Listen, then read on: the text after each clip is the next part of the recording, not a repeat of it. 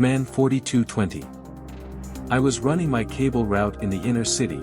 Between jobs I realized I had to shit. Now. Unfortunately the nearest quick trip is like 5 miles away, 3.67 light years in city travel, so I gamble and hit the nearest gas station. I get there and of course there's a line to the one unisex bathroom. A dude, a chick and myself are hanging around making small talk, but mentally I am an absolute shit-squeezing wreck. After about 5 minutes the dude goes into full-on rage/panic and starts trying to rip the door open, making the most demonic screeches. The woman in the bathroom is freaking out, the chick next to me is freaking out, and just as I step in to give him a WTF bro, it was like he got hit with a jolt of electricity and fell. Luckily I caught him, but at this point I realize he's having a seizure. I cannot describe the feeling I felt looking into this gentleman's eyes, crying blood, foaming at the mouth and flailing about that I was just having a conversation with. The elderly woman in the restroom happens to be a retired nurse, go figure, and promptly instructs bystanders and I how to handle the situation, and the paramedics arrive towards the end of his fit. Turns out his alcoholicism was linked with his epilepsy or some shit, and he was waiting in line to sneak a swig of the flask in his coat pocket. Info from his wife, never would have expected it, dude seemed cool as fuck, well dressed and groomed, all that jazz.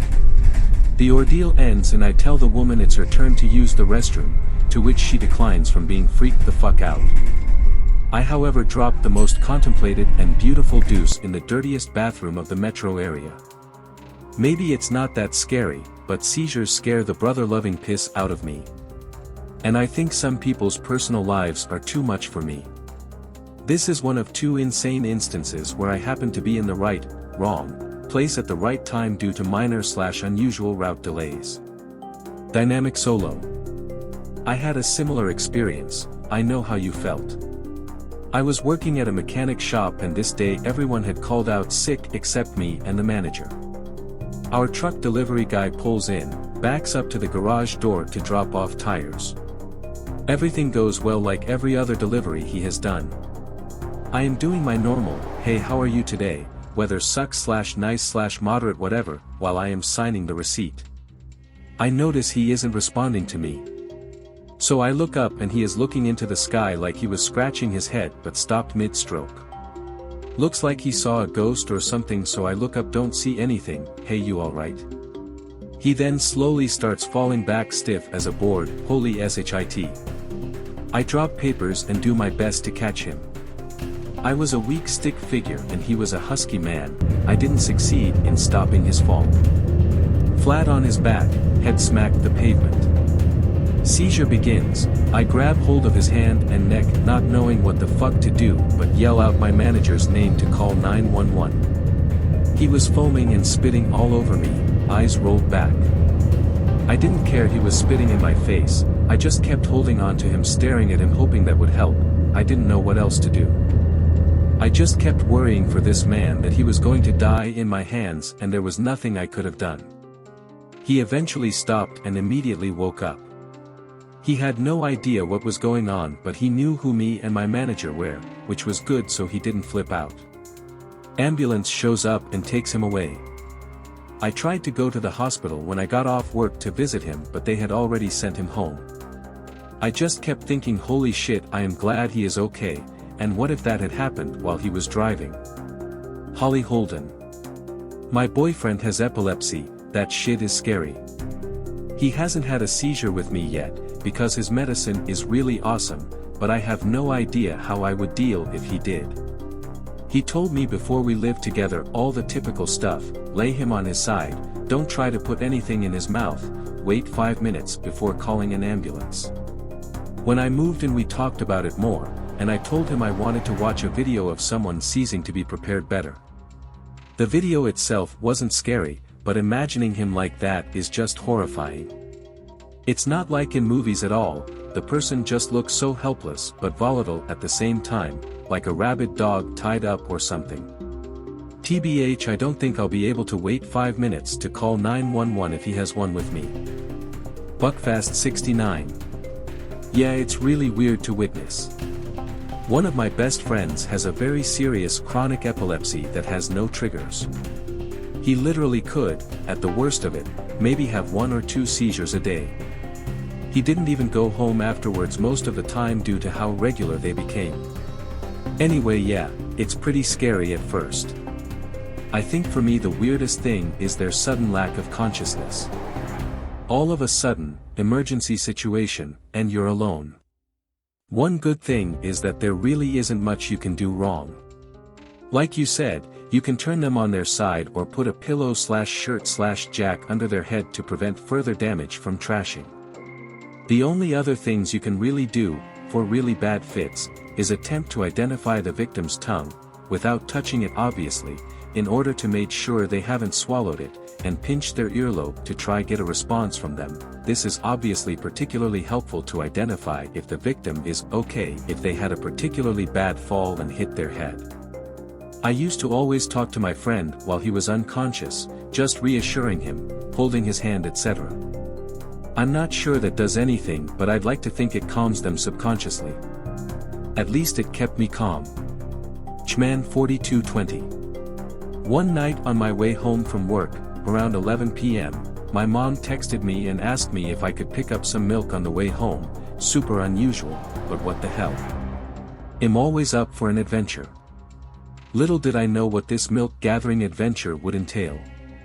So I get the milk, blaze a bowl and am headed home on a back road with some small turns and moderate hills with 3 cars traveling in a pack a few hills ahead of me. Then out of nowhere I see these lights illuminating the cornfield to the right, go up into the sky and then light up the plain to my left. Strange, music was up way too loud to hear the happenings, but I seriously though I was about to get abducted by aliens, I didn't know what the fuck was going on. So I pass a couple hills and have a laugh at myself for being a dumbass. As I'm coming around the bend I see this car in the ditch, upside down, wheels still spinning and the other 2 cars in the pack continuing up the road. Still haunts me to this day. Why in God's left-handed fuck wouldn't they stop? I end up passing it out of awe and had to flip a bitch up the road. I pull up, flip my high beams and hazards on and run over to the car and immediately start checking for fuel leaks, was none, and I round the car to find this girl covered in blood, 4 feet away from the car. In my head I'm thinking, oh god, she's dead, fuck shit she's dead. When I reach down to check for a pulse she lets out this giant bloody gasp for air and I about shit my pants. She sees me and starts reaching. I'm like, relax, just hold still. As I'm accessing her injuries she's telling me about this, a baby squirrel, and she swerved and in my brain I get that she's a sweet innocent girl, but is a squirrel worth your life? Ugh. So I figure she's probably okay to move. I pull her over to the driveway about 8 feet away, in the light and on a flat surface, and call 911. I grab one of my friend's hoodies out of my truck and put it under her head, I'm comforting her and talking to her and she asks me to call her mom and boyfriend, she was leaving the BF's house. So I talked to them, went a lot better than expected. The owner of the driveway comes out 10 minutes later and is like, the fuck happened? After I explain he feels the need to go get his wife and kids. People start driving by asking if they can do anything.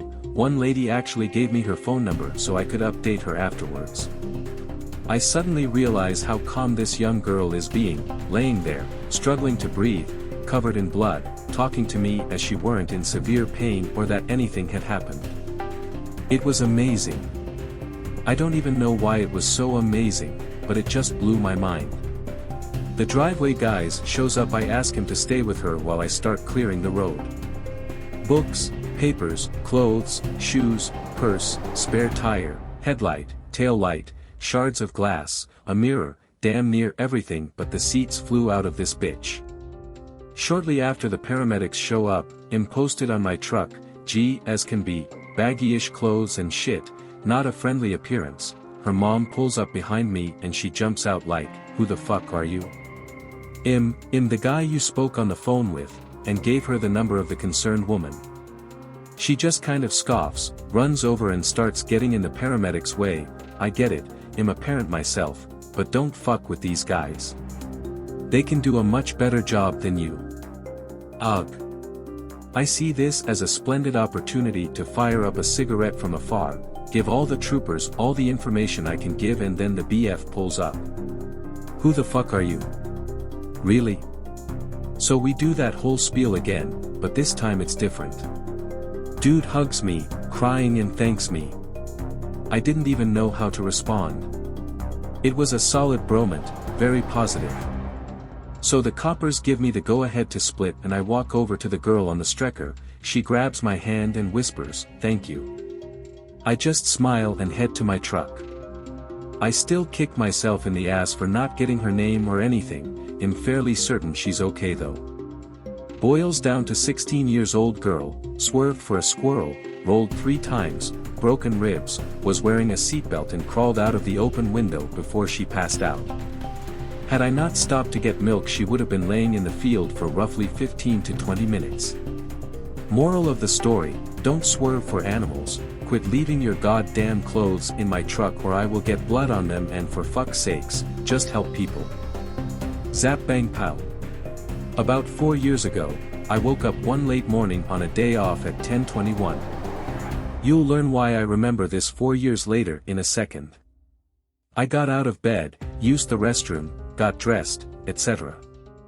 I went back into my room and picked up my phone to check for messages, and the clock in the phone said 10:25. I was surprised, because I know that it did not take me only 4 minutes to dress. I'd lingered in the warm bathroom quite a while and brushed my teeth too, etc. I looked at my bedroom alarm clock to confirm, since that was the clock I'd looked at when I woke up. It also said 10:25. I shrugged it off and figured in my sleepy, just woke up state, I'd misread the original 10:21. I went downstairs, turned on the PC, turned on the news on the TV to listen to, and started cooking breakfast. I wanted microwave up some rice leftovers from last night, so I went to pop them in the microwave. The time on the microwave was 10:25. I whipped out my phone to check the time, it still said 10:25. There was no way. There was no way that I checked the clock upstairs, walked downstairs, turned on the PC and the TV, got a glass of water, and started cooking eggs in the matter of less than a minute. I decided to stand there and watch the microwave clock while counting to 60. I figured if it didn't turn to 10:26 in 60 seconds of less, clearly it was malfunctioning. It turned to 10:26 about 20 seconds into my count, which made sense. It had been 10:25 for a while before I looked. I finished making my breakfast, plated it up, and took it over to the PC like the lonely slob I am. The time on the PC said 10:20. I pulled out my phone. My phone also said 10:20. That's when I started writing all this shit down. I pulled up the little clock toolbar and watched the second hand go around. While I watched it, time seemed to pass normally. It ticked to 10:21 and 10:22 as I watched the second hand go around. Over the next what felt like an hour or so, maybe hour and a half, all the clocks in my house, as well as internet ones, seemed to pass time normally while I observed them. But if I looked away for a while, at least 2 minutes or so, they'd make no sense. At one point about 15 minutes after these events, the cell phone and PC read 10:14. Then later, 10:13. Then back into the 10:20s. After the hour and a half, they normalized and I've never experienced it since. Washi_proto. When I was a kid, I had to go to sleep early at about 8 p.m. I was laying in my bed staring at the hallway lights listening to my family laugh in the kitchen. I was squinting my eyes to see how long I could make the light rays extend out. Then there appeared an old translucent lady with long curly yellow hair and she wore a purple flower dress. She stared at me with a smile half the size of her face. I kid you not. I tried to scream but nothing came out. So I placed the blanket over my head, and cried myself to sleep. The next morning I asked my sister if we had a visitor the night before. My words probably were, "Did an old white lady visit us last night?" She said no. I told her what I had seen and she said it probably was my guardian angel. Thinking of it now, I have to say, bullshit. That's some freaky way to say hello. My classmate later mentioned to his friends he saw a teenage boy with the same half the size of your face smile, standing at night in his backyard as he was going to close the garage door. His reaction was to run back into the house. The moral is guardian angels exist, and they like to exaggerate their smiles while staring at you in the night.